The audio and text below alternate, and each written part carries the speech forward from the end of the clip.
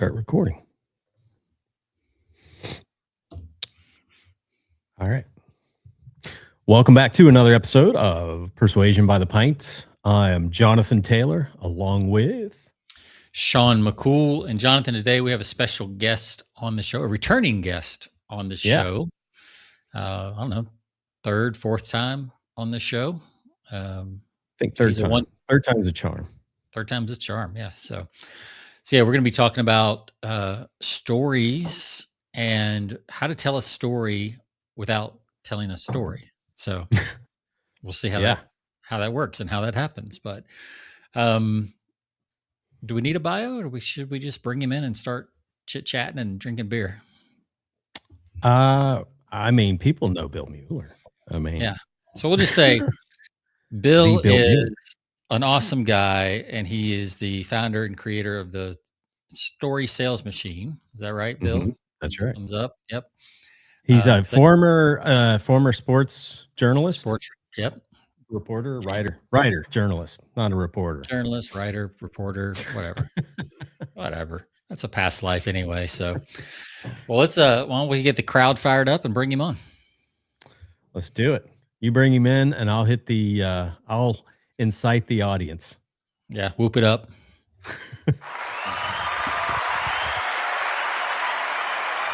Feel like Arsenio Hall there. That's for our Gen Xers. Nobody under 40 who knows who Arsenio Hall is. So, welcome back. Bring back memories, man. That's like early 90s. Yeah, that was 90s. Yeah. And I mean, he was like happening at that time. That was he was the Tonight Show guy. Yeah, he was like, I don't remember which one he was, the Late Show or whichever it was, but I guess it was him and David Letterman, right? Yeah. They were kind of going head to head at the time. Well, Johnny Carson was actually still around, so he was still the reigning king, I guess. But I mean, those who watched Johnny for the longest time stuck with him. But anybody that wanted kind of a fresh look in late night, entertainment, they went over to Arsenio. Yeah, anybody under 40 at the time probably went over to Arsenio. Yeah, I remember delivering pizza in Athens, late 90s or early 90s. Actually, it was early 90s. And I would deliver pizza late at night, and it was always on when I would deliver to people's apartments or houses. You could hear it in the background. He was the it guy for a while, for sure. Maybe I'm wrong. Had Jay Leno, had he taken over at that time? Well, I was going to mention Jay Leno. Wasn't he going head to head against Letterman? And that's what created a lot of conflict between those two. Yeah, that's true. Yeah. And that's also might be just a couple years later is when Conan came on the scene. Yeah, then Conan. Yeah, yes. And then Joan Rivers was in the mix too. Yeah. Yeah, because you're right there, because he took over for Carson. Because I was thinking Carson retired in the mid 90s, but I think it was like more towards maybe the late 80s. Yeah. Remember Letterman was going to be the heir to Carson. Yeah. And I remember that being some conflict there too. Yep. Politics, yeah, that's right. But yeah. I listened to a biography of Johnny Carson, not to get off topic, but just a couple of years ago. And it's interesting story. Like, he literally hated, I don't think, like, the latter years, I don't think he enjoyed doing that at all. I think that would get old, man. Doing that every night, that would get old. Oh yeah, he hated it because he was more of a private person anyway. So imagine someone like yourself, Sean, having to do, get in front of celebrities every night and pretend that you're interested in what they have to say. Yeah. Shallow talk. Yeah. Pitching whatever whatever movie's coming up. Yeah.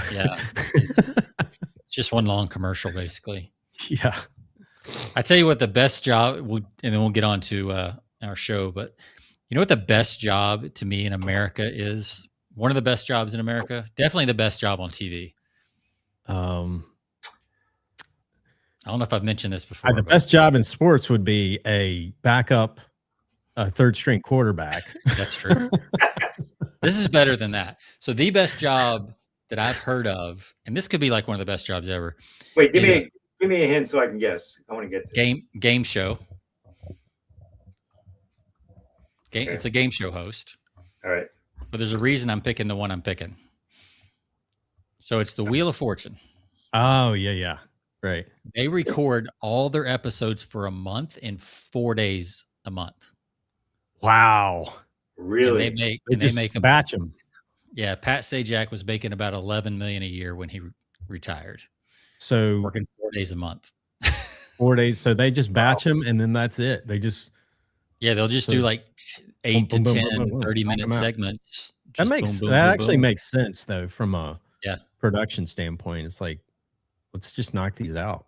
Why couldn't all shows do that, like Jeopardy and? Yeah, I don't know, but I know, like, I saw a documentary on The Price is Right, and they line up every single day and they do the show every day live. Yeah, right.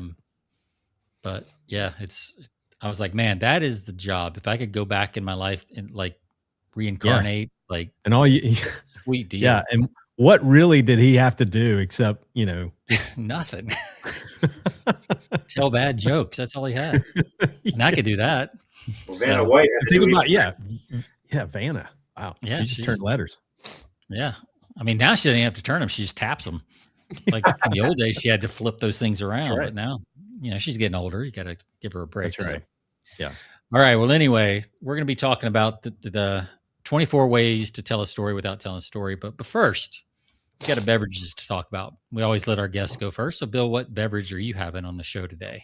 Yeah. Well, you know me. I love a good story. And I'm also a person that judges books by covers and packaging. So this came in a box. Oh, let me go to the reading glasses. A beer in a box. Beer in a box. It's a brewery that began exactly 30 years ago in 96. And it's an imperial stout aged in bourbon barrels. Nice. Oh. And it's a 13.4 ABV, which is that's our kind of beer. That's right on brand for this show. What's the name? What also got my attention was it's got signature flavors of black cherry, dark chocolate, vanilla, and roast coffee. All those words sound really good to me. But it's from Firestone Walker, and it's vintage. Boy, I should be able to pronounce it. Parabola or parabola? How do you pronounce that? Parabola? Oh, I don't know. Either one works probably. It's such a parabola. Simple word. Parabola. I think you're right. Parabola. We'll go with that. That's how I would say it anyway. In my Southern education. There you go. Sounds good. All right. Sounds good. Well, I have, because I see Jonathan's pulling up the screen for his. So I picked this one in honor of our guest because the name made me think of you, Bill, because I'm going to think of you as the reverend of storytelling in emails at this point. So the name of mine is The Reverend. The Reverend. And it is a Belgian style quadruple ale. And I love the even looks like you, right? Got a little devious prayer hands going on there. No, this is it's 10%. It's really cool artwork too. Yeah. I had not seen this one before. So, and it also, the description reminds me of you, Bill. Decadent, complex, and divine. So there you go. Yeah. I've been called worse. Yeah. Jonathan, what do you got? Decadent, complex, and divine. I love that.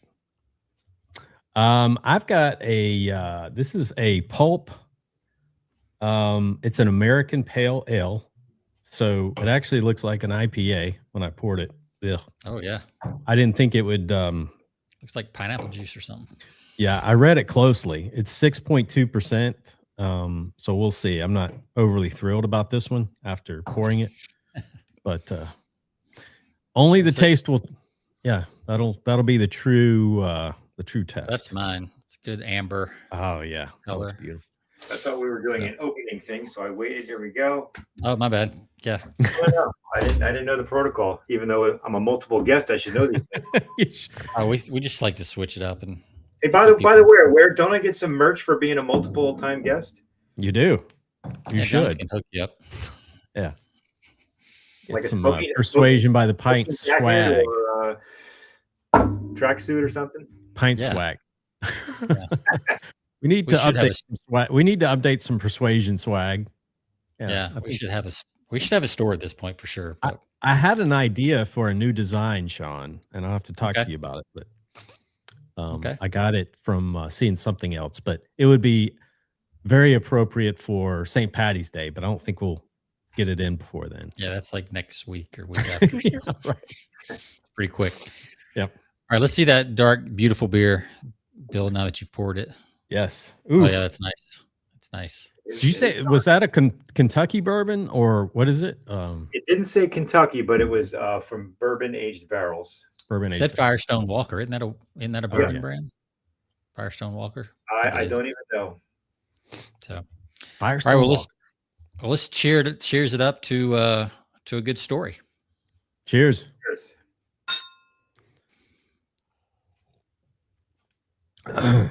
Firestone Walker. Sounds like a TV show. Firestone Walker. That's what I'm gonna name my next kid. Firestone Walker. Feels like Chuck Norris should be playing that role. Yeah, absolutely. How's the Reverend? By the way, I know someone who literally legally changed his name to the Reverend. I like it. Wow. He even Thanks. sent out the proof of the driver's license and everything. Pretty crazy. I like it. I like that. All right. Well, Bill, we let our guests go first. And while my dog is barking in the background at the wind. So I'll let you go ahead and go. Give us a rating 1 to 5 pints. This is really good. I'm going to give it a 5, and I'm trying not to be Whoa. too nice. It's really good.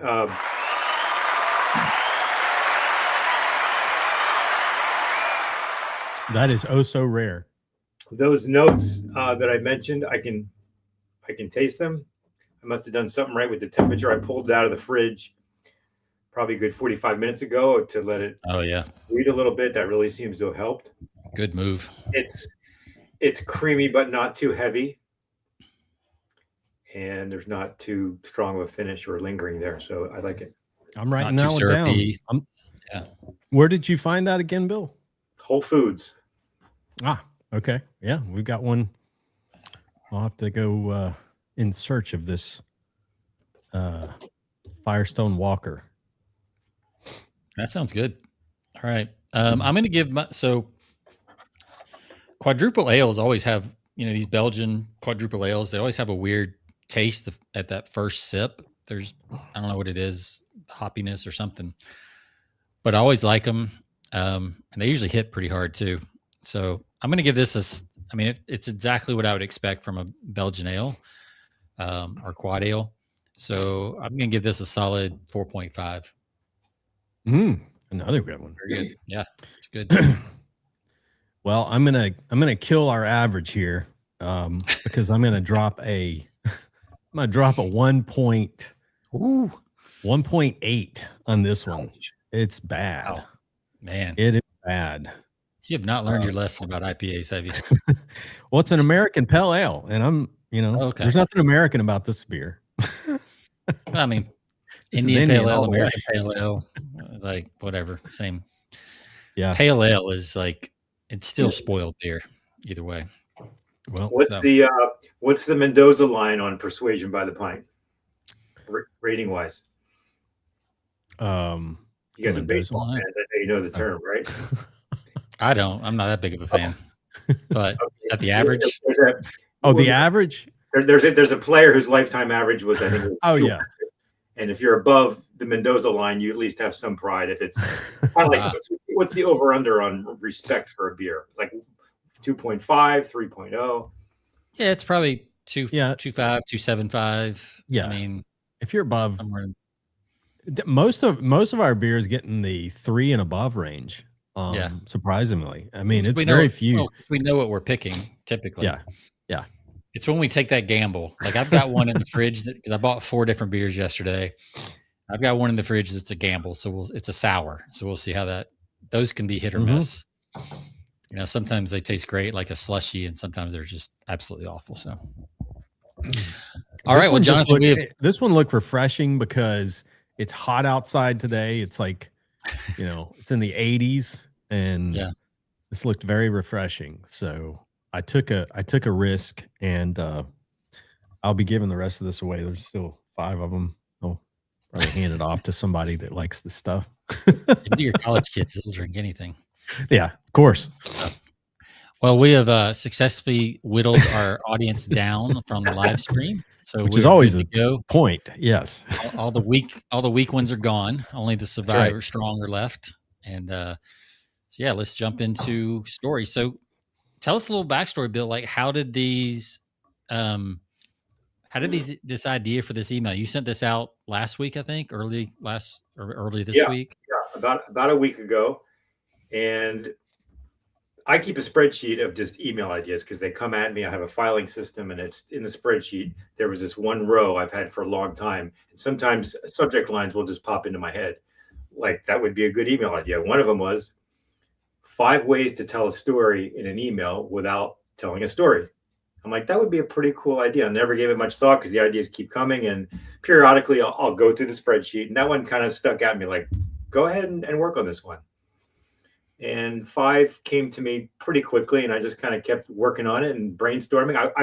I started perusing my old emails. Oh yeah, when you do that, that's kind of a hint of a story. You're not really telling a story, but it gives off what I'm trying to do is I'm always trying to find ways to be entertaining. I think as much as I'm the storytelling guy, telling stories is kind of overrated because you don't need a beginning, a middle, and end.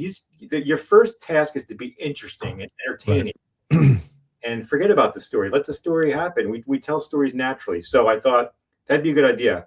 Plus, it's also for my audience and for anybody, makes it less intimidating. Oh, you mean I don't have to tell a story? I don't need to worry about the hero's journey and all that. No, you don't. Yeah. And just drop these in. And then it also folds into a theme I've been writing about lately. We can get into this if you want, about how AI is flattening a lot of people's prose. Yes. Mm-hmm. Yeah. Everyone's using it. Even I have fiction writers on my list, and I know that a lot of people are using it, don't want to admit they're using it. A lot of people are just using it for outlines. We can get into that whole topic. But so it makes it imperative upon everyone more and more and more to not sound like AI. Mm-hmm. Yeah. And it starts with the ridiculous, the shaming of the M dash, which I've been using for 50 years and I love the M dash. So an M dash doesn't mean you used AI. But now there's different tells out there. But that's a good point. Now you're almost trying to go back and change your writing style, Yeah, I'm probably more obsessive than normal because I notice these word patterns, but I do, cross-check what I'm writing to make sure, even if it was unintentional, I don't want to make it look like that I used AI. Right. No, it's not like I don't use AI. I do, but I make damn sure it sounds like me. Right. Yeah. And but the positive aspect of all this is that most people aren't very adept or clued into how to even recognize the tells or how to strip it out of their copy. So the good news is it's easier than ever to stand out with personality and your own voice because more and more people are just kind of getting lazy and using output they're getting from AI. But it's never been more important to stand out because now there's more content out than ever because you can churn it out more easily. Mm-hmm. So you can be you, the easier it is to stand out. Right. Yeah, that's a great point. Like the bars actually come down a little bit with AI, and you can stand out. And these are great. These 24 things. We're not going to go through all the 24, but you'll start to see the pattern, I think. And a lot of them are just including things that AI can't know at this point. Is kind of the feeling I got. Would you agree with that, Bill? I would totally agree with that. And that's why one of them, you have it in front of you. Maybe there's one about dropping in a specific detail. Yeah. That, wait, you don't have these memorized yet? No, that's the beauty of email. You can send stuff out and it's on to the next one the next day. Yep. And another one, maybe this includes both of them, but another one is, or maybe this is one I thought of later. Admit you were wrong about something small. Yeah. And I'll give you a quick example. One of my favorite emails that I wrote was, and actually this is a third one to do, which is write about how you write about something that you wrote that occurred to you while writing the email before the story starts. I was in Chipotle one day, and they're making my burrito. Mm-hmm. I'm seeing them assemble. I'm like, how in the world are they going to close this thing? I've pulled it yet, and it looks like an all-you-can-eat buffet. But they somehow, amazingly, it always gets closed. And it's amazing how those things stretch. Yeah.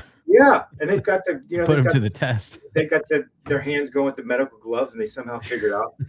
And so I get in my car, and I get in my car, and I put the bag in the passenger seat of the car by myself. And I'm like, oh my gosh, this is genius. I'm going to turn the seat warmer on and keep the bag warm. And then I came home and probably told my wife. I later discovered that everybody does that, but I thought I was the first one that thought of it. So I dropped that in. It's relatable. The not closing the burrito thing. It's a mini story. It's just something I observed. The seat warmer thing, correcting myself on something that was wrong. It's something that to your point, Sean, AI couldn't have made that up about me. No. I could have said, hey, give me a relatable thing. It wouldn't have known I went to Chipotle. It would have given me some more generic thing. But if you just kind of notice these things, drop them in. It didn't require telling a story, but it created a moment that just set the way for people who are now pulled into the email. This is interesting. Yeah, well, that's the key. The key is random. Like there's no way AI would know. I mean, it couldn't do that. I mean, that's one thing it can't do is just create random scenarios or stories that come to mind. Yeah, and it doesn't know your personal peccadillos and preferences or your little obsessions. Like I think maybe in that 24 Ways email, I mentioned that I was in a coffee shop that's brightly lit as the sun, which is true, which is weird. And the name of the coffee shop is only something that I would consider odd. The name of it is Mercury's, but there's no apostrophe. It's Mercury's with an S. And I'm like, that's just so odd. And I've asked the people in there, why is it named that way? And nobody knew until somebody had to find out later. Sure. But I'm the only one that would have noticed that, and probably maybe 5% of my readers would find it interesting. But at least it's me. Yeah. And so those are the kind of things you can drop in that's not telling a story that makes it feel like a story-based email. Yeah, and what I like about these is most of these are like 1 to 2 sentences. It's not like you're crafting a third of the email around one of these ideas, right? It's literally 1 sentence, 2 sentences, and then you kind of get back to kind of the flow of your email. And I think that's what's cool about it is it's not like this long technique that I have to learn. No, in fact, one of them is a single word, the word anyway. If you drop the word anyway with a comma there, sometimes it almost kind of hints like, well, you were talking about something earlier, which I know sounds really trivial, but it also makes it more conversational. Yeah, it's my friend Doberman Dan. He's a Gary Halbert protege, and he's been writing a newsletter for a long time, a monthly print newsletter. And one of his things is anywho, or onward is another one that he uses. Like if he has one of those like parenthetical asides, he'll be like onward or anywho, and then get back to the subject. And like you said, it just like AI is not going to do that. Yeah, another way to do it. At least not yet. I've seen Andre Chaperon use the anywho as well. I've used it. I wasn't the originator of it, but another way is I'll put some extra A's in there, like anyway. Yeah. Ellen DeGeneres. Any of those little things where Ben Settle's famous for that, and they get it from, most of them get it from Gary Halbert, where you start to create your own glossary of terms, right? Where you kind of, that's not one of the points, but it is another way to do that. It's almost like that word. If you do the anywho and you put out the anyway and you put a couple extra A's, because I know one of your things is a returning character. That word itself kind of becomes a returning character that becomes familiar for people. If you use it a lot, or like Ben Settle, he's always got names for people, right? Like I hadn't read his stuff in so long, but he's I think Dan uses stuff like mere mortals when he's talking about people who don't understand direct response, Mhm. or Yeah. it's like Well, the mere another mortals. a way that Ben Settle does it is by misspelling the word guru, GOO Yeah. hyphen RO. Right. Dismiss So it. It's yeah. his way of kind of, putting down, It's a subtle little punch. It's an inside joke, and it's Exactly. a character all at the same time, right? Because you're talking about a certain type of person that keeps showing up, and Mhm. so yeah, that's I think that is one of the 24 is like the character, but it could also be your wife. It could be, pastors use that all the time, right? The Mhm. family or the wife, and when they're telling their stories. Yeah, so those are good. What, Jonathan, did you have some favorites that you want Bill to expand on? Yeah, I mean, the one that just dropping a specific detail out of nowhere, that caught my attention, using images, because I think those are important. You can tell a story really easily if if you include an image. I mean, because the brain, sometimes the brain, if you include that, you can let your reader interpret where they want to go with that. So, Almost like it's worth 1,000 words.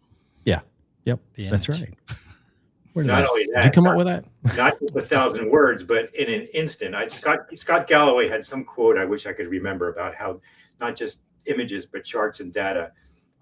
You can get something in your brain that's got a lot of meat to it, like instantly, without writing out 3 paragraphs, just with Yeah. a single image. Yeah, how quickly it goes in is true. Yeah, I know when we wrote financial copy, we'd have charts, they were trying to make the point, but you'd have to strip the chart down to where you instantly could look at it, and within a second, you could tell the story that you're trying to tell in that section of the sales letter Mhm. was, but if your chart got too complicated, then people got to stop and figure out what you're trying to say. And a lot of people, their charts are way too complicated. Yeah. And you gotta simplify them down to make one key point for each image. Mhm. And you do a Yeah. great job of that, Bill, like with your GIFs and your different images. Yeah, and I it's think just- GIFs are a really underused area where you can.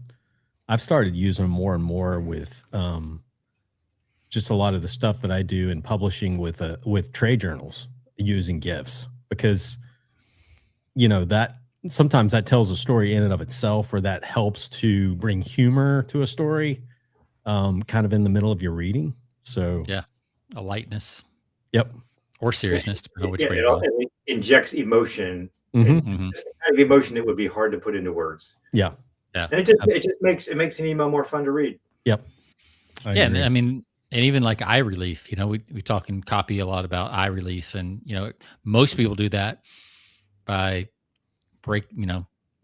over breaking up paragraphs. I think in a lot of copy circles and even some AI stuff, like it's gone too far with the line breaks. Yeah. Like people are afraid to write decent paragraphs with. Yeah. Well, forget about paragraphs. I see so many emails where it's not a complete sentence. It's like they were determined to hit the enter bar every 3 or 4 words.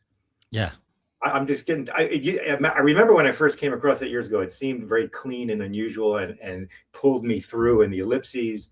And now it's just been done to death, and it's become kind of a pet peeve of mine. That I had. By the way, I mentioned that I think in the following email when I broke down the email, which we can talk about, and I had one guy reply to me, a very astute customer of mine, because in that mentioning of me saying I'm getting tired of these short clipped sentences that aren't even full sentences, I added, am I the only one who notices this, or even nobody seems to notice this or care? And this guy wrote back and goes, that sentence right there describes me. Nobody seems to care about it, but it's all over the place. Does that mean we shouldn't have to fix it? He goes, why do you fix it? I go, well, it annoys me, and I'm writing partly to please myself, and I'm not going to write something stylistically that doesn't feel like something that should come from me authentically. So I tell you, Dan Kennedy, like he never followed that rule, like in his writing and a lot of his copy,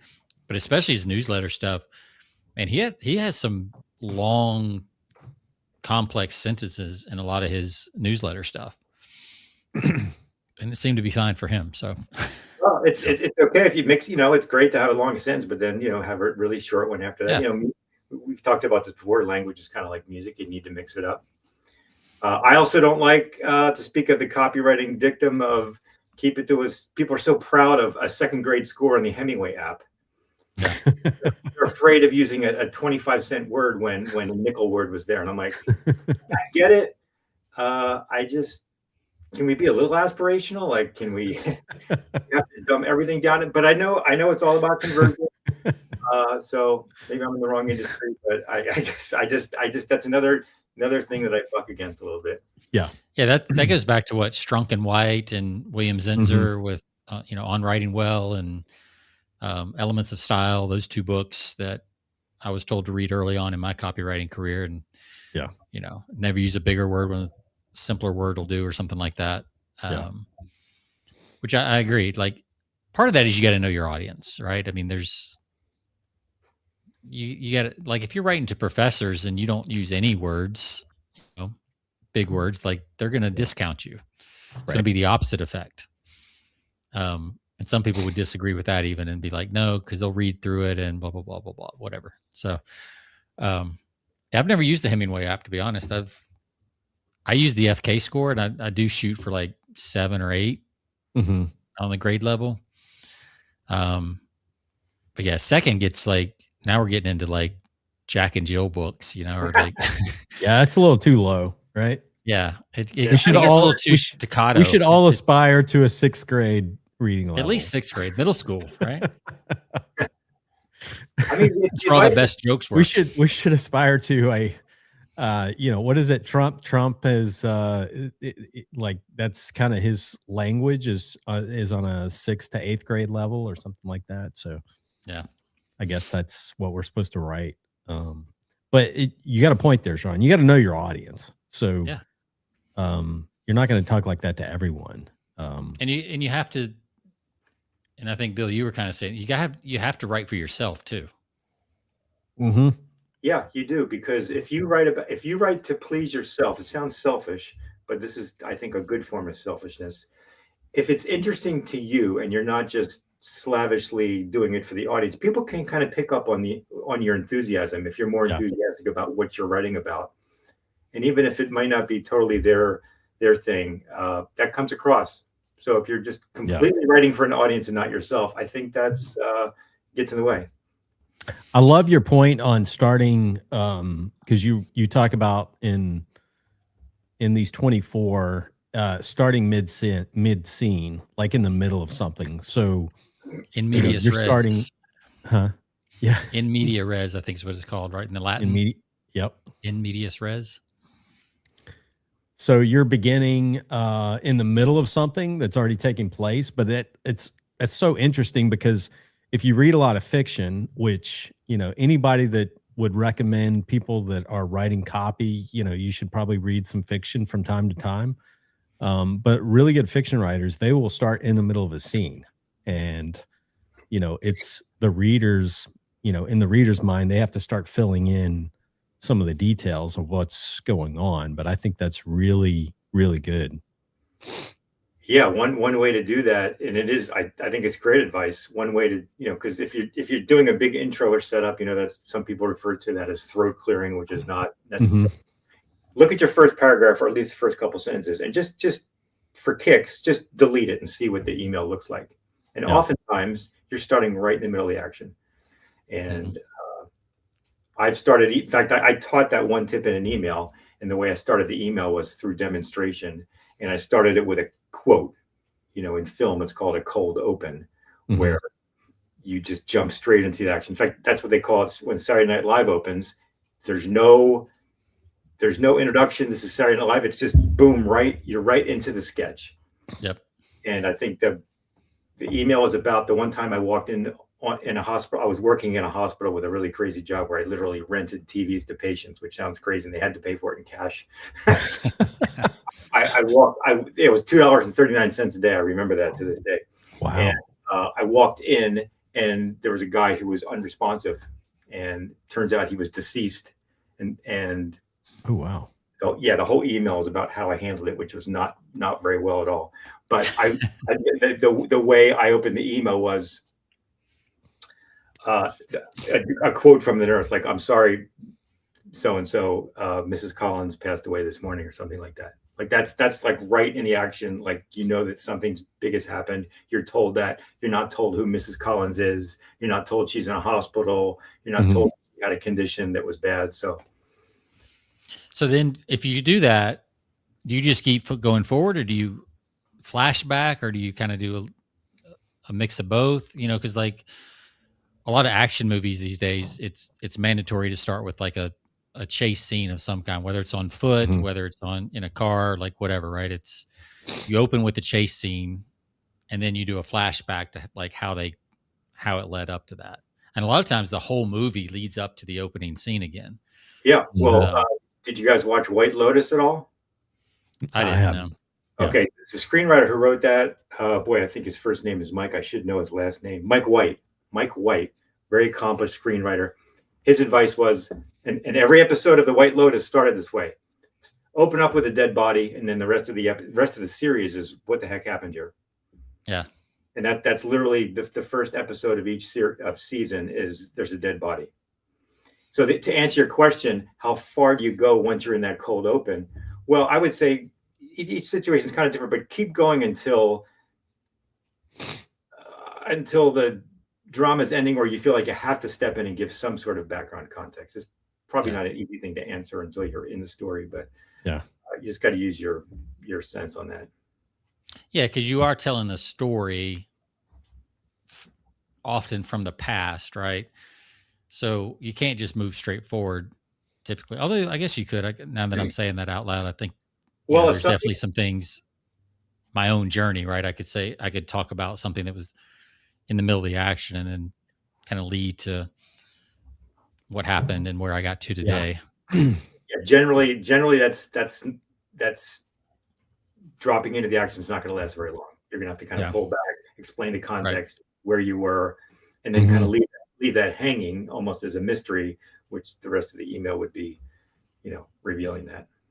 Yeah. Yeah. So I've got two pulled up here that I really like. So number 21 was use a simile that's weirdly personal.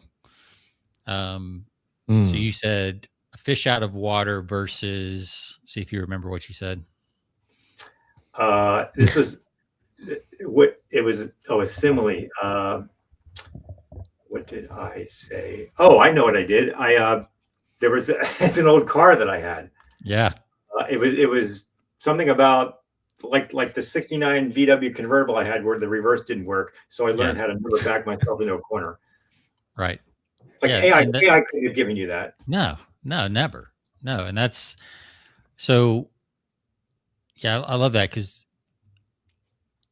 a lot of people, this was something that always surprised me. Clayton Makepeace, I worked with him a few times, copywriter, and he loved cliches. Like his theory was cliches are around and they're powerful because everybody knows them. They understand them. It's almost like a picture. They just bypass people and go straight to their, whatever part of the brain cliches live in. But I like this because it uses the power of the cliche, like the truth of it, but it's fresh. It's fresh, right? Like cliches are handy. They're colloquial and you got to keep it conversational. But it also slides by your eye just slides right over it. Yeah. And that's not good. You want it fresh. You want each line to hit you like a firecracker in some ways. Yeah, you don't want to be the motivational speaker that tells the same story that every other motivational speaker tells on stage, right? Like that drives me crazy. Like they all tell the same stories. It's like, don't you have any of your own stories and one-liners that you've come up with over the years? I mean, you've been doing this for 30 years. Like, do we have to tell the same old stories over and over? Like get out and live a little. Absolutely. Well, that's a good point because even like the most mundane things in life are, we've talked about this many times. Like the mundane areas of your life are really interesting to other people. Some people just kind of bypass or overlook that, but those are like moments, those are like golden moments in your life where it's just doing some of the basic things of life. And What's the quote, AI Bill? can't. You wrote this in your email yesterday. I did. Yeah. I knew you were gonna. What's most universal is oh boy. What's most you'll remember not be. We're talking about a great Carl Rogers quote. What's most specific is most personal. What's most personal is most universal, or Mhm. either way. Which is really what Seinfeld was based on. It's what most great comedy is based on. Mhm. Those little moments. That's what made it so funny. Is it was a show about just the mundane, everyday part of life. Nothing. Absolutely. There was nothing exciting about their lives, but that's why we loved it. It's like why you see all the relatable everyday details in novels, and you're pulled into it because that's right. It's the shock. I think Updike called it the shock of recognition. Yes. I like that. So another one you put in, and I don't know if Jonathan, you mentioned this earlier, is leave in a small irrelevant detail. And you said that it doesn't prove anything, it doesn't sell anything. And I like the last thing you said: liars over edit. Yeah. I'll say that last part again. Liars over edit. Yeah. That again, and not to keep bringing up AI, but AI couldn't bring up the small irrelevant detail, and it also kind of reveals your humanness. That it's that aside that's irrelevant that you almost just wrote for yourself. Yeah, and it has nothing to do. But if it has a little something a little bit interesting, me putting the Chipotle bag on the passenger seat of my car and putting on, that's completely irrelevant to the email I was writing. Right. But it made it more of of an interesting story-based email. Yeah. I was going to say Gary Halbert. We were talking about Gary Halbert earlier, and one of the authors that he always recommended reading back in the day, and I remember this, was Kurt Vonnegut. And I don't know if you've read much of Kurt Vonnegut, Bill, but his books are so weird. And that's just my opinion. I've gone back and read some of his. I picked up a few of his, and but he follows that to a T. He throws in, you'll be reading something, and all of a sudden he throws in the most out of nowhere sentence or two. That's not only that, he'll draw a little sketch and throw that in. Yeah. Oh yeah, yeah. There's a sketch in the book. There's drawings that are totally endearing, and you just fall in love with it. Yep. Yeah, exactly. Yeah, I just went through his the book's been out forever, obviously, because Kurt Vonnegut. The guy's written 50 books, but I read recently. I read his The Breakfast of Champions again, and because it had been years since I had looked at that, and it's just out of left field that he'll throw in stuff from time to time. It's a funny story. He's a great humorist if you like that kind of dry humor. But yeah, he's one to just throw things out of left field, in the middle of a sentence, and whoa, where did that come from? And you're right about the images. He'll put images in his reads too. Yeah, I like that. that. Yeah, it's wonderful. Tom Robbins used to do that. I don't know if you ever read him or not. Yep. Just these crazy, more florid than Vonnegut would do, but just the wordplay that just almost go on a tangent. David Foster Wallace, very big on footnoting things. Sometimes these footnotes in the smaller font would go on for pages, story within a story, and it had nothing to do with the story, but another tributary you're willing to go down because you're just along for the ride, and it's so engaging to read. You don't care. Yeah, and that's the thing. I think that goes back to writing for yourself, and this reminds me of Rick Rubin. He's been saying this a lot lately. Now that he's kind of a thought leader around creativity and that kind of stuff, but he's like, you should not be creating for anybody other than yourself. Because if you create for yourself and if you're truly honest with yourself, there are other people that will like it. That's right. That's so hard for us. I don't know why it's so hard for us to kind of go that. I guess because we're told to say yes, ma'am, yes, sir. We're told to please other. We're kind of told to please other people most of our life. Always. Raise your hand to go to the bathroom. That's right. The right answer on the test. Stay within the lines when you're coloring. Yeah. Yeah. And all that stuff. people also, I think that their own little proclivities are weird. But what they don't remember is that a lot of people have the same little weird things you do. Mhm. Yeah. And Absolutely.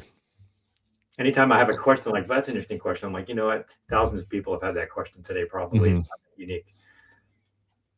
But it is we forget though.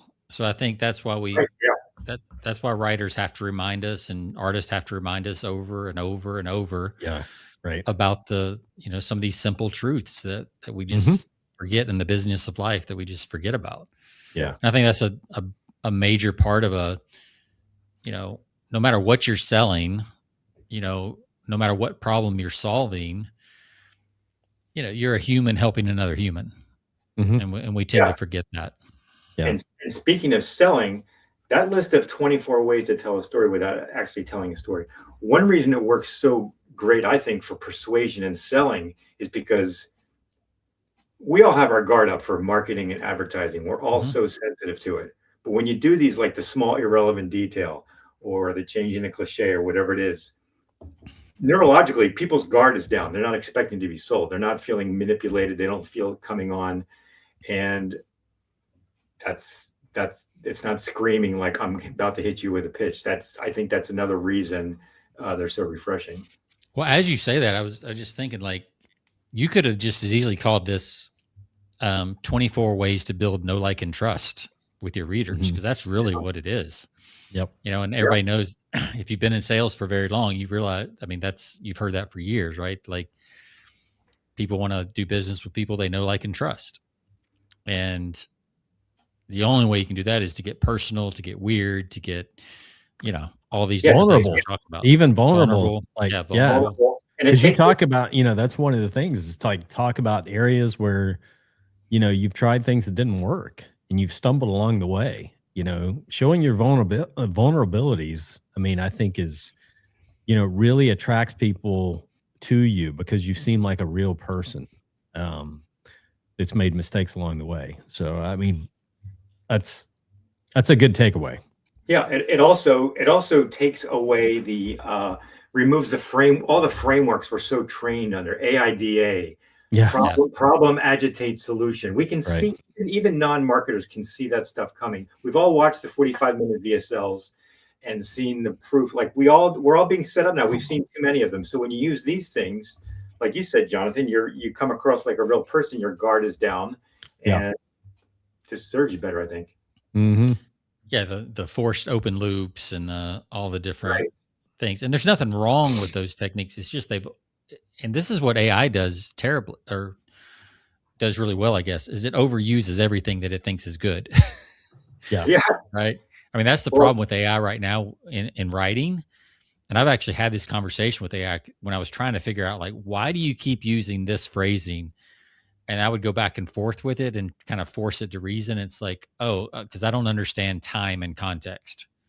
Yeah. Right. Really? It doesn't understand, like, AI has almost no sense of time and space. Right.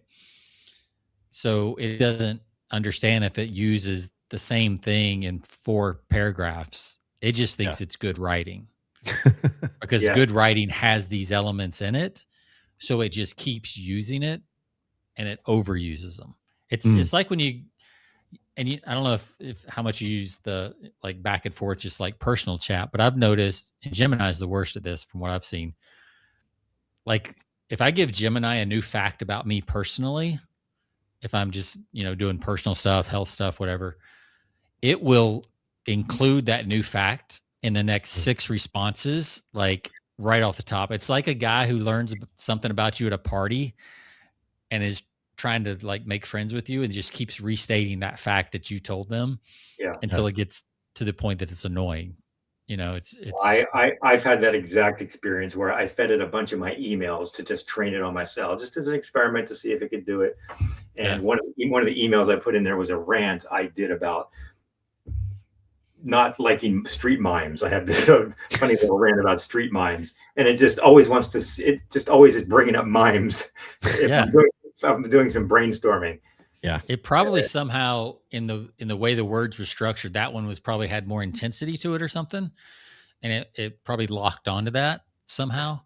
Not from an emotional standpoint. I don't think they're conscious quite yet, but there's probably some patterns in that type of writing on a rant Well, that stands out above everything else. So like, oh, this Yeah. stands out.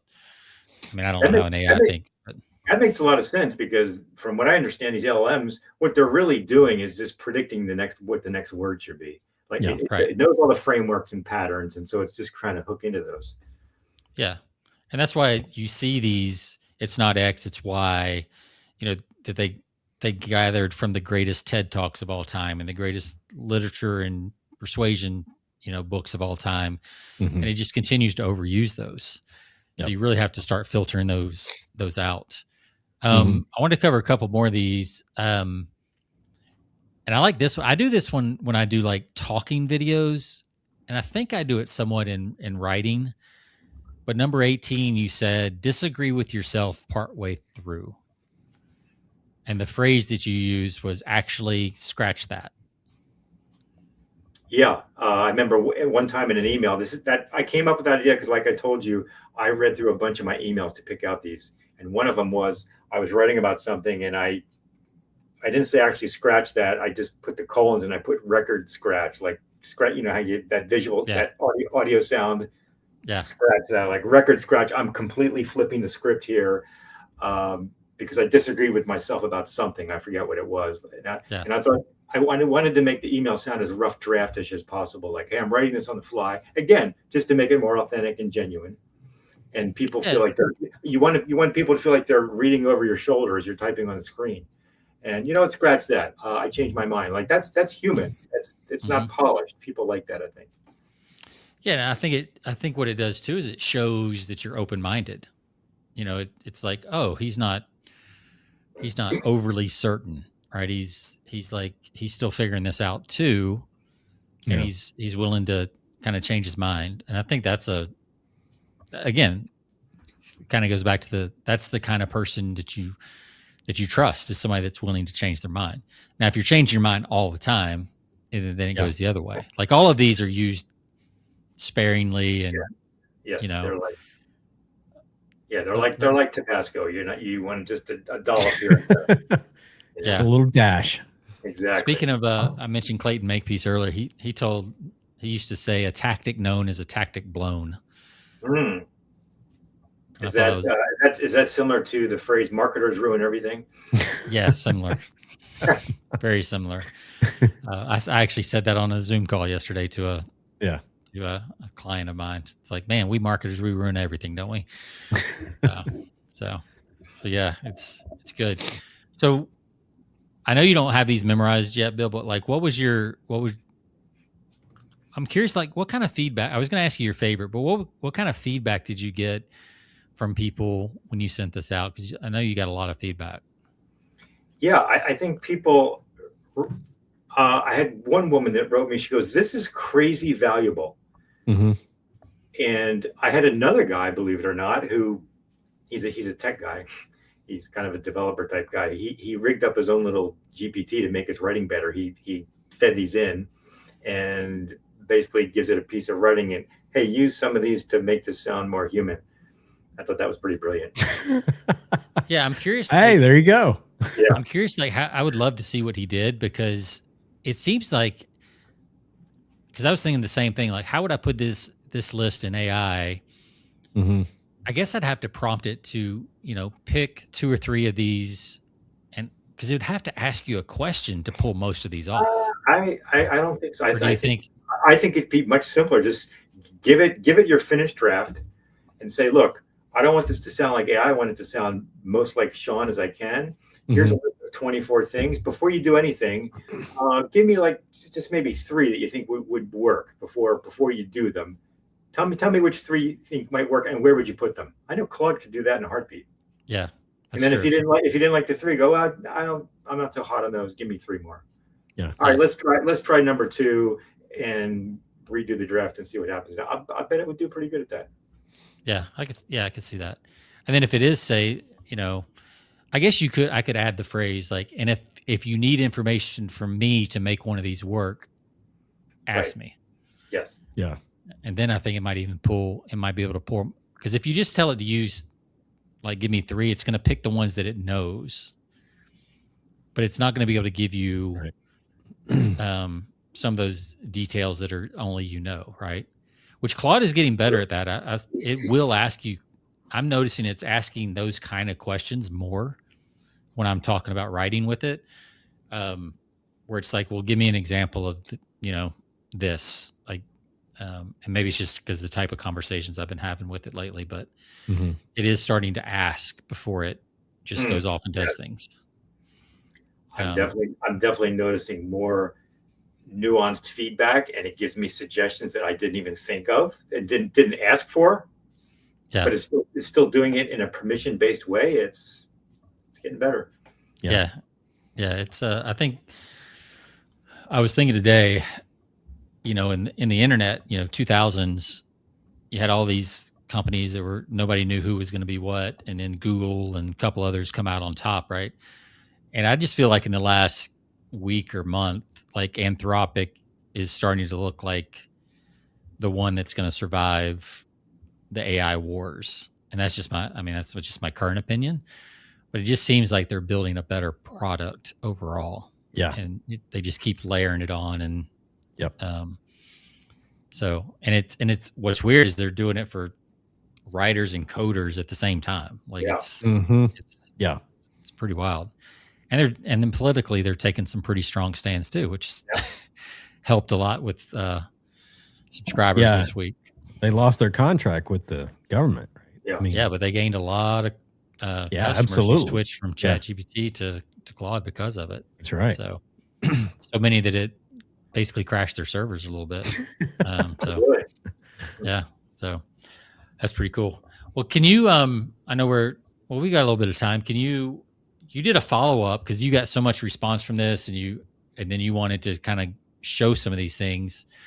Can you walk us through? You don't have to show it on the screen or anything, but just kind of give us you pulled a couple of emails. You asked your readers to send in emails, and you agreed to kind of look over them and see where they were doing some of these things or not doing some of these things. And you gave a couple of examples this week. You want to go over one of those? Sure. And the premise was, look, I know everybody's using AI, but if you do, that's fine. Everybody's using it. But let's make sure it still sounds like you. So I'll tell you what, I've never done this before, but send me an email sample and I'll kind of grade it on a human versus AI scale. And I got a bunch of submissions. I picked 3. I've gone through 2 of them. The first one was interesting. She told a great story, and then she did a very copywriting-ish thing. She didn't let the story lie there. She had a beautiful ending. It was a great story. And she decided to explain it, and she expanded the takeaway of the story. Like, as you know, it's great to tell a story in an email. And if you want to sell something, that's great too. But you need to kind of extract some sort of lesson or takeaway that's useful for the audience. You're not just telling a story for the story's sake. You can do that once in a while if it's an incredible story. I've done it a couple times. But for the most part, you want to extract a story for your lesson, for your audience that's useful. And then kind of seamlessly as you can, put in a CTA for your product. Well, she did all that, but at the end of the story, and she had a takeaway that was good, but that wasn't enough for her. And I'm not saying this in a critical way. She wrote a very good email, and she has since replied and said, thank you for the great feedback. But she decided to expand the takeaways into bigger and bigger. They became claims. And it became not just a personal. She started selling. In other words, she started selling, exactly. And she started doing the staccato drum beat, 3-word sentences over and over. You became this, you became this. She didn't fully own the lesson in her own example and didn't let us scale it to our own life.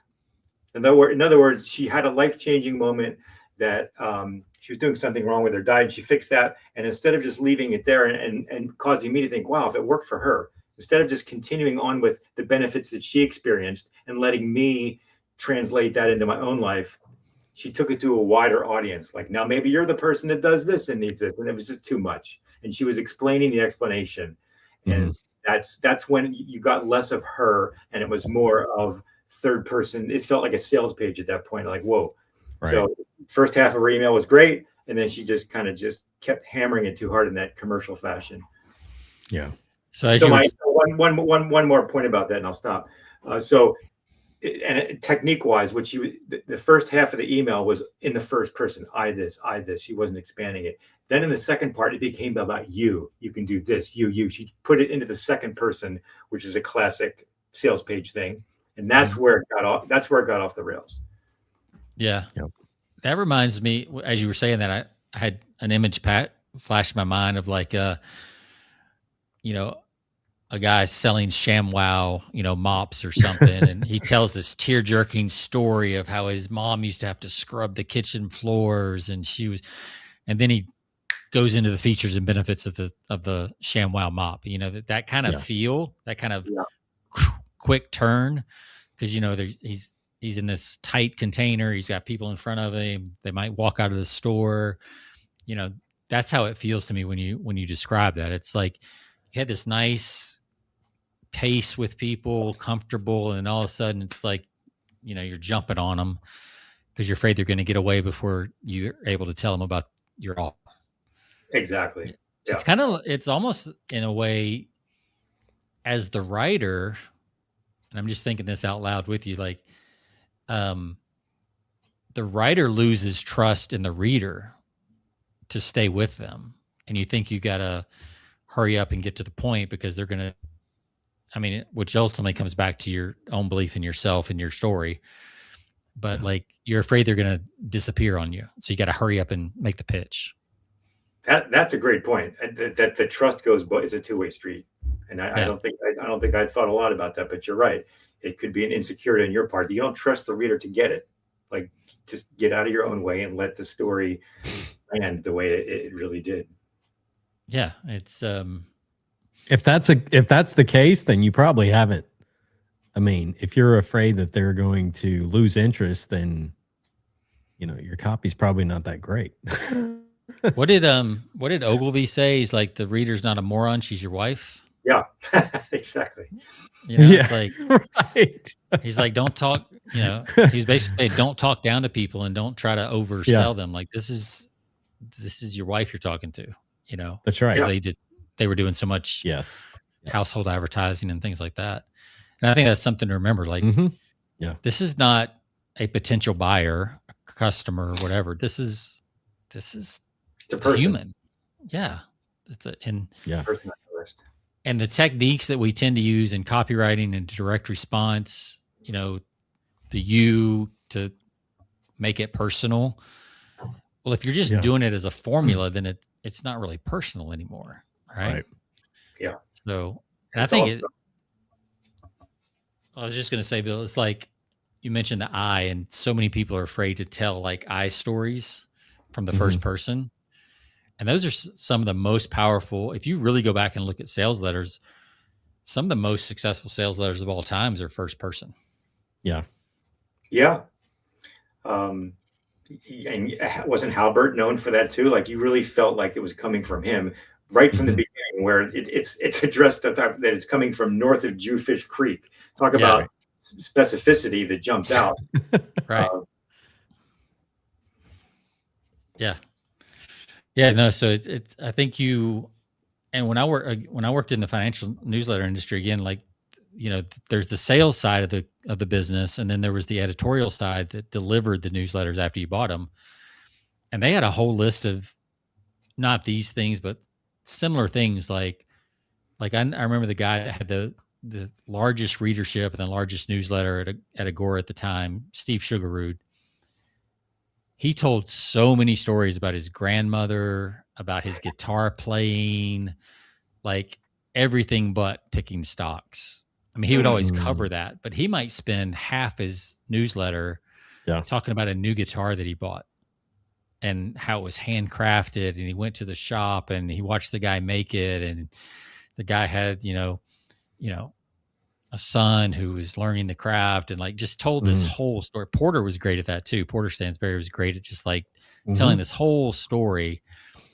And then was like, oh, by the way, here's my top recommendations for, whatever. And just kind of after the fact. And oh, by the way, and I think that's what you try to do a lot, Bill. It's like, oh, by the way, I've got this product if you're interested. Yeah. People buy just as much from you as the actual product. Yep. Yeah. Bingo.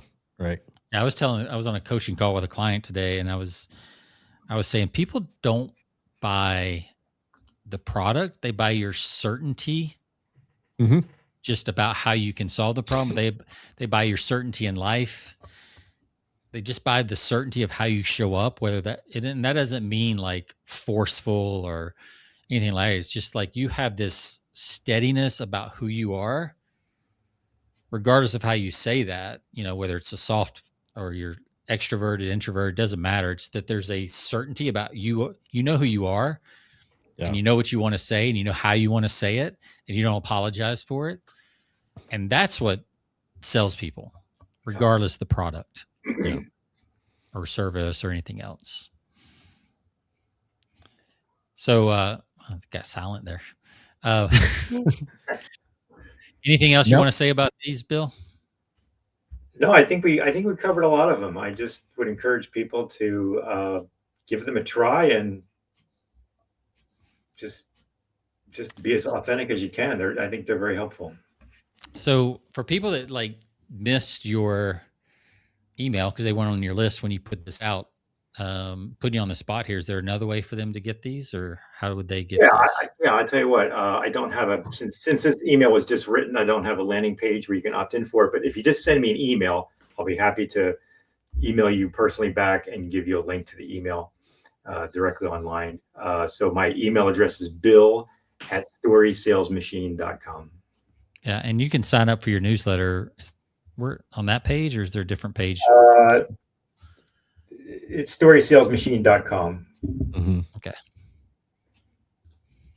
I see the product page. Let me look it up real quick. Jonathan, if you got any last minute questions while I'm doing the email side of stuff. No, I love the discussion. By the way, the Story Sales Machine is a great product. So I gotta fully endorse that. But I've loved the discussion. It's a good reminder of going back to the mundane things of life are the sweet spot, so to speak, when you're writing. Yeah. Don't forget that. The everyday things in life. So, and I know you've mentioned this before, Bill, that you you journal or you write down these things. You have a notebook or something that you write down, like stuff like this, like everyday occurrences in life that happen. Sean, I think you use a notes app or something like that. So, I mean, whatever. How do you capture that? I know you got a spreadsheet at home, but like if you're out at Chipotle, how do you capture that? Yeah, I have the most frictionless way for me, which is to open up my iPhone, and I use the Apple Notes app, and I just hit the microphone and just dictate. Okay. And then at the end of the week or every few days, I have one note that's called inbox, and I just stuff it in there and file them later. Yeah, and I do the same thing. I have a running list of like quotes and thoughts and in my notes app. And I learned that from heard Taylor Swift do an interview, and that's how she captures all her song ideas. Songs. Yeah. Is she uses a notes app, and then if she's sitting on the tour bus or the jet, I guess at this point, like, I bought the one thing that I did. We talked about this, the Plod, the wearable AI stuff now. Yeah. Which you got to be careful because sometimes about recording other people in meetings or anything like that. So I don't try to use it as much for that. Is just if I'm traveling and something happens, I'll just tap the button and then just start talking, and it'll just save everything like that, summarize it very succinctly, and then I can get in and take that information and copy that into my notes app or whatever I want to use. Yeah, but, Rich Schefren is doing a lot of that right now. He just had a big launch for his thing, and he's big on like the wearables that you can capture all your thoughts and all that stuff. And he's built a system. Now he's put thousands of hours into the system where his AI can write like him, but he has fed it so much data. So much. Yeah. That would not. Well, he's probably got that thing running, that recorder, that AI wearable recorder running 24/7. Yeah. And I mean, he integrates everything. He integrates his Strava and it's all going into multiple AIs and everything. So All right. So, Bill, you got a hard stop. So, again, storysalesmachine.com is where they can find you, right? Yeah. And if there's any issue with that, just send me an email directly, bill@storysalesmachine.com. All right. Well, that's fantastic. Good. Bill, we'll let you get off to your thank you so much. Adventures. Been a pleasure. Always great having you on. Yeah, and you helped me discover a new beverage. So yeah. I'm gonna look that up. Yeah. I'm gonna be looking for that one. All right. Well, Bill, have a good one, man. We'll let you go and get off to your appointment. Yeah. Take care. Hey, take care, Bill. See you. Good stuff. Yeah. Always great to have the great Bill Mueller joining. Yeah. If you're not on his email list, he writes some great emails. And his program, Story Sales Machine, is $37. We don't have an affiliate link. We should, but we don't. It is, the templates alone in there are worth, every bit of it. If you're writing emails at all, it's definitely worth the $37. It's worth a lot more than that, but it's a no-brainer. So much more. Like, he's way underpriced that, but that's his thing. But it's worth every penny, and then you'll be on his list. And you'll get his daily emails and all that kind of stuff. Yeah, just the value of being on his list is worth the investment alone. Yeah, it's very different from any other marketing list I'm on. It goes to show that you can kind of just tell your story and have fun with your email list. And could he sell harder and maybe sell a little bit more? Probably. Yeah, probably. But that's a decision you have to make for yourself. So it's good stuff. Yeah, there's two email lists that I'm on that I read still to this day. It's Bill's and Ben Settles. So there you go. He's in good company. Good stuff.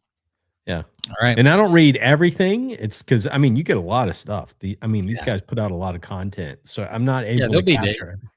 Yeah, there'll be days, 2 or 3 days where I don't read his stuff. But that's just the world we live in. It's just so much information coming. Mm-hmm. And then every 60 or 90 days, I go through a purge my emails and unsubscribes and absolutely all that stuff. And he always makes the cut. So of course. So so for whatever that says. But yeah, storysalesmachine.com is where you'll find his program, teach you how to write really good story-based emails. Yeah. So excellent. I think that's it. You're out of town next week, so we got the week off, and then we'll be back after that. Yep. With taking next week off, and we'll be back the following week. I think we have some potential guests lined up for here, a couple of weeks, 2 weeks from today. So yeah. But so you fly back next Friday? Yeah, fly back from Paris. Next Friday. So you'll be flying on Friday the 13th. I know. I thought about that. David doesn't love that. I think about things like that, after the fact. I wanted to get home on Friday, and then after I booked the flight back, because you're coming back from Europe, you need at least a couple of days buffer before you get back you get back into the grind on a Monday. Yeah. So I'm thinking about that, and then I booked the flight back, and then I looked at the calendar, and sure enough, it's like, oh damn, Friday the 13th, I'm flying back. Yeah. Did you see that? Did you see the video? It was on I don't know if it was real or AI or what, but I think it was real. But it was a United Emirates flight, and they were going over kind of around the Middle East, and there was a missile going out beside them in the window. Oh wow! Yeah. So make sure your pilot's taking the long way around. Yeah. I hope we're not flying anywhere close to the Middle East. Because you're going what? I guess you'll go. We're going north. Yeah, we're going up through Northern Europe, and then kind of you'll go from Knoxville to New York, I guess, or Atlanta, one of the two. Yeah, Knoxville to Atlanta tomorrow, and then from Atlanta tomorrow evening at about 10 o'clock, I'll be on a plane to Paris. So Okay. about an Yeah, 8-hour so you'll flight. go up and Yep. around. So you Yeah. can It's all, you should yeah. be It's well all, out of missile range. oh yeah. I'm hoping we're far away from any missiles coming in Yeah. our vicinity. But Have a nice layover there in Atlanta. Get you the lounge, little time in the yeah, lounge there. yeah. Rachel's coming with me, so we're gonna make it's part business, a little bit of business. First part of the week, doing some at a big composites world event there in Paris, and then that's the first part of the week on Tuesday and Wednesday, and then we're gonna take you know um, the latter part of Wednesday, and then Thursday we're going over to Strasbourg, France, which is a cool little town. It's actually part German, part French, even though it's in France. I think prior to the war, it was actually part of Germany. So they make little unknown fact, or maybe known fact. Strasbourg makes over 50% of France's beer. So Wow. there should be some pretty good selections in that town when we're there. Yeah, that sounds good. I hope. So, yeah, there's got to be a little something. Probably not some of the crazy flavors we do here, but no. Food Yeah, halls and all that. But yeah, we won't be getting any cupcake or cinnamon toast crunch or anything like that. But no, there should be some pretty good selections. I went over to Strasbourg years ago when I was stationed in Germany, but that's been about 30 something years ago.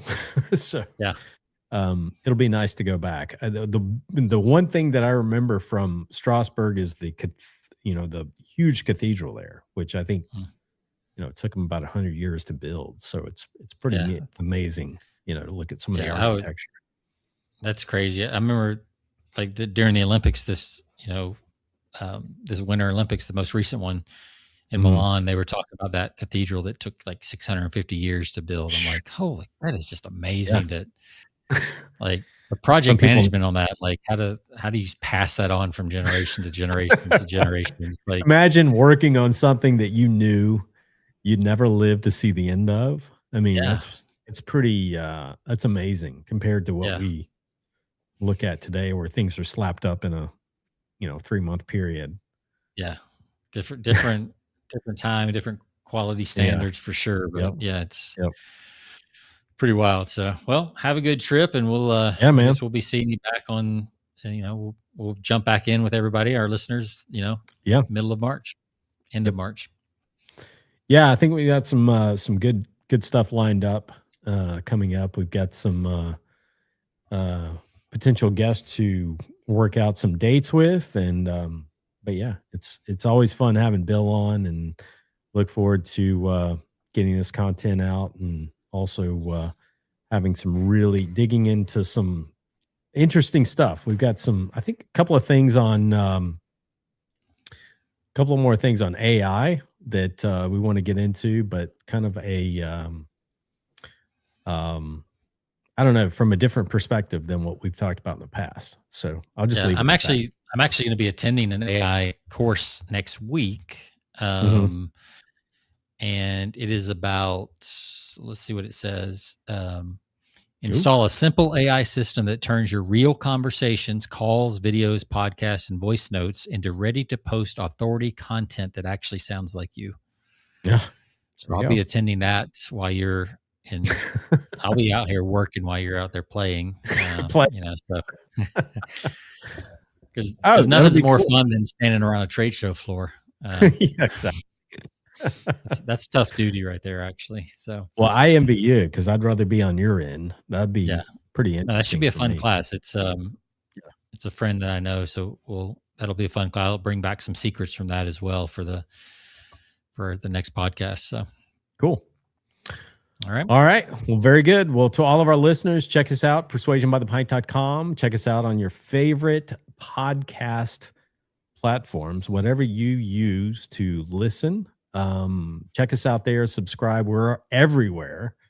And we'll see you on the next episode coming up in just a couple of weeks. Not too far away. We'll see you then. See ya.